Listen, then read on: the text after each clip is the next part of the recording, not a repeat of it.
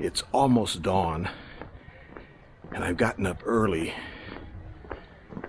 in order to hopefully see the sunrise from the city's and India's most famous shrine, the Taj Mahal.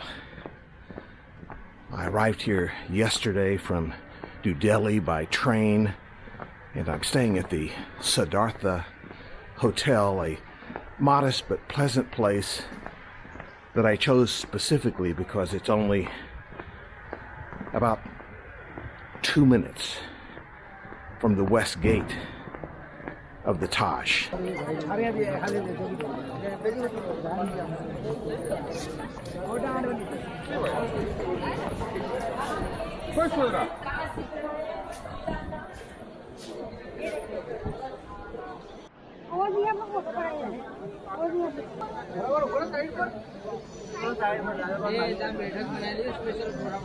As you can tell, there's no sunrise at the Taj today. Instead, we're under a blanket of high fog. The breeze coming off the river is a bit nippy at this time in the morning, and yet it still doesn't diminish the beauty of the building itself and these spectacular grounds.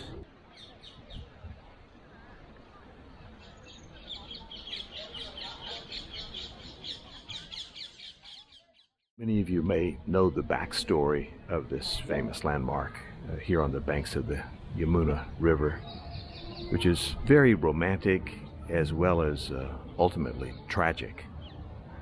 It was commissioned in 1631 by the Mughal Emperor Shah Jahan as a tomb for his favorite wife, Mumtaz Mahal. They're both entombed inside. The Mughals were Muslims who invaded India from Afghanistan and other parts of Central Asia in the 1100s, and who built an empire that lasted into the 19th century before the British colonized India. I mention this because this incredible building is considered to be the crown jewel of Islamic architecture in India, and indeed has come to symbolize India itself. The tragic part of the Taj legacy has to do with Shah Jahan himself. After overseeing this architectural homage to his late wife during a long period of grief and despair, he was usurped by one of his sons, who locked him in the sprawling red fort barely 2 kilometers away. And for the rest of his life, he could only look out his prison window and gaze at this magnificent building that he had built. The work on this building began in 1532, and it took some 22,000 workers, a little more than 10 years, to build a mausoleum. And it wasn't until 1553 that the remainder of the structures here, including the mosque, the guest house, were finished. Of course, we're talking about 500 years ago, but in today's dollars, this building and the grounds cost more than $1 billion. That's billion with a B. The materials used to build this place were brought from all over India and Asia.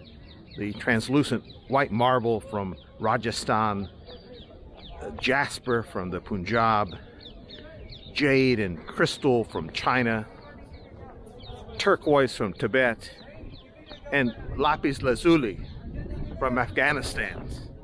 And it's said that more than 1,000 elephants were used to transport materials here. As a place of pilgrimage for Indian and foreign tourists, the Taj is also the quintessential photo op. Smile, smile, smile, smile, smile. नीचे देखिए नीचे ऊपर देखिए सीधा sir करके एक बार और नीचे सीधा करके देखिए नीचे ऊपर देखिए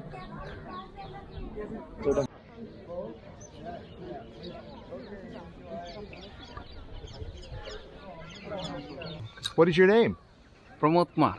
Ah, nice to meet you. And this is your wife? Yeah. And your children? Yeah. Hello. How are you? Ah, the whole family. That's great. Where are you from? Lucknow. Well, have a wonderful visit. Yes. Thank you. Okay, bye-bye. Bye. No visit here is complete without entering the famous mausoleum, which everyone does for the prospect of seeing the burial tombs of the legendary Sultan and his adored wife. Well, I've just emerged from the mausoleum, and it is indeed extremely impressive inside, and as I think it is understood without saying, there's absolutely no photography of any kind permitted inside the mausoleum. But I think it should be said that the phenomenon of the people going in to see the tombs of Mumtaz and Shah Jahan is a bit of a deceptive one, because you're ushered into this grand space below the dome, and you see the two crypts side by side. It's all impressive, but those are not the crypts where the couple is buried. They are buried one level lower in this mausoleum, which is off limits to the public. There have been at least two periods in the last century where the spectacular dome of the Taj that you see was camouflaged with scaffolding as a means of protecting it. That was during World War II to confuse Japanese pilots during an expected bombing attack that never happened. And again, during the period from 1965 to 1971 and the India-Pakistan War. Today, though, the biggest threat by far to the Taj is from environmental pollution. Acid rain stemming from a nearby oil refinery is gradually turning the Taj into a nasty yellow-brown color. And even more ominous, the desecrating of the Yamuna River's water table has caused water levels to drop precipitously here. Already the minarets are beginning to tilt, and cracks have begun to form in the mausoleum itself. These gardens are spectacular. They sit on 42 acres, and they're exquisitely designed to really give this place a magical feeling. You hear the birds constantly. There are some monkeys around, which I don't see any at the moment, but they seem to go and come in little packs. And a very peaceful place. In a way, it seems kind of a shame that this place is so publicly exposed, because otherwise, left to its own devices, without all of the fame and the attention that it draws, this would indeed be an oasis of tranquility in a very chaotic Agra. As I'm sure any other vlogger can tell you, this is not the easiest place to do your thing if you're vlogging. There seems to be a preoccupation with tripods here. Now, I have a small action camera that's very unobtrusive, but I use a stick that happens to open into a tripod, which I never use because, quite frankly, it's a lousy tripod. But I use it simply as a stick, and it has an attachment on it that allows me to attach my phone to it. But boy, getting in the Taj Mahal grounds with my simple little stick was such a hassle. I was denied entry. I asked to speak to a supervisor. I went and spoke with him for a few moments, and he directed me to a higher up. And these are Army personnel. And eventually, after much pleading and explaining, I was allowed to enter with my stick.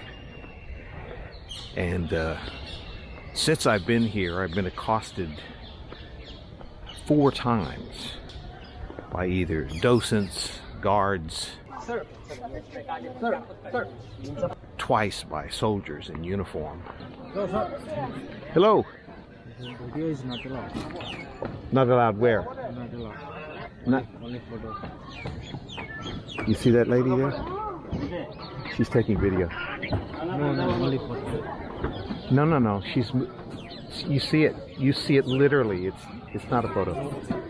It's really sort of a shame to be in such a wonderful place of antiquity and to be hassled in the way that one is hassled here. It seems so needless.